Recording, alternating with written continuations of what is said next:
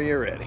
All right, so John here has some fossils from Charleston, South Carolina that are mostly 28 to 30 million years old. You have some in here that are younger, and I'll point those out when we get to them.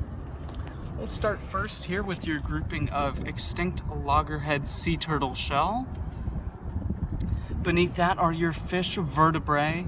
This one coming from the tail region of a fish, similar to modern day tuna. This is a vertebra called a caudal peduncle vertebra.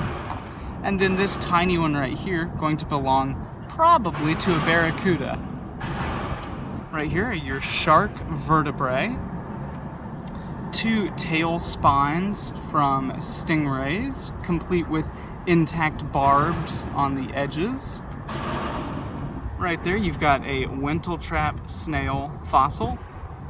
And then in your ray teeth, you've got 3 devil ray teeth, 3 eagle ray teeth, this one that has some phosphate still glommed onto it, 2 bat ray teeth, and a cow nose stingray tooth. Down here are your steinkerns, or the internal casts of both clams and snail shells, and a couple of scallops there as well.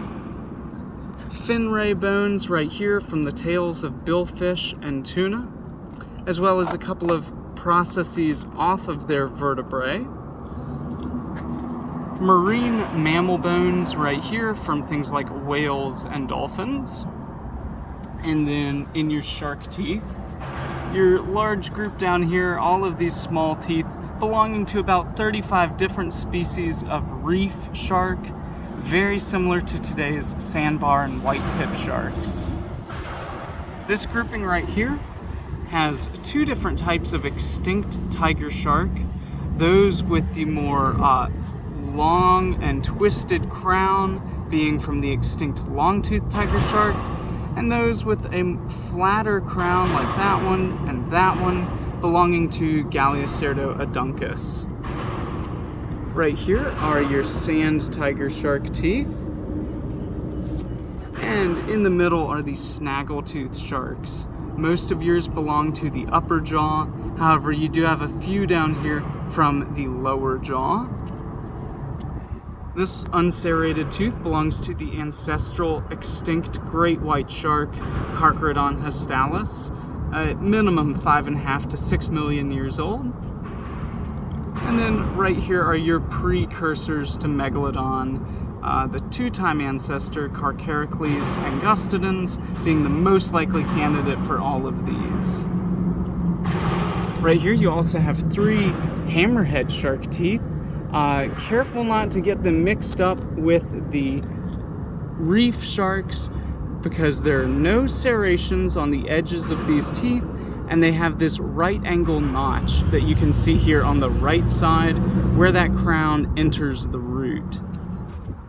Alright, up top you've got a rib bone fragment from an extinct manatee relative, about half of a cervical or a neck vertebra from a dolphin.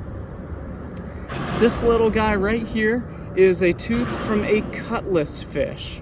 So it's this big, long eel-looking like fish with these long, skinny, barbed teeth at the front of his jaw. So you have pretty much 99.9% of it.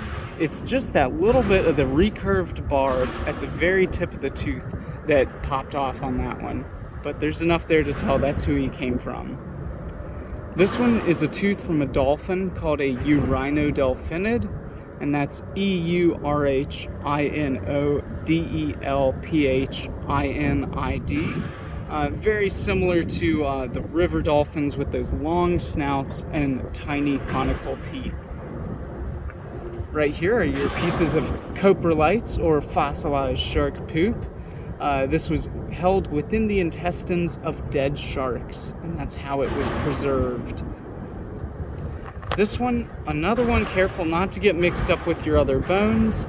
You can see right here, there's 2 different colors, the outer ring of darker bone and the inner filling of phosphate. Because this is a hollow bone, we were able to tell it is from a seabird that lived here during the Oligocene, so the shaft of an extinct bird bone. Very cool find. Right here you have a section of a fish jawbone. You can see those holes for the teeth, or the alveoli, running down the length of it there.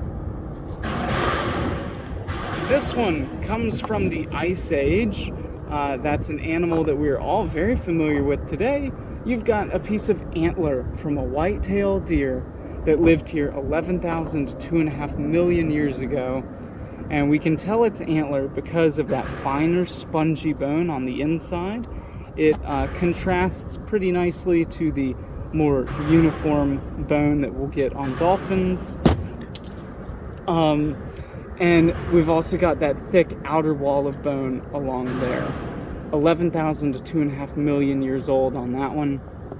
And then lastly, you've got a section of fossilized wood here in the form of a little twig or branch off of a tree.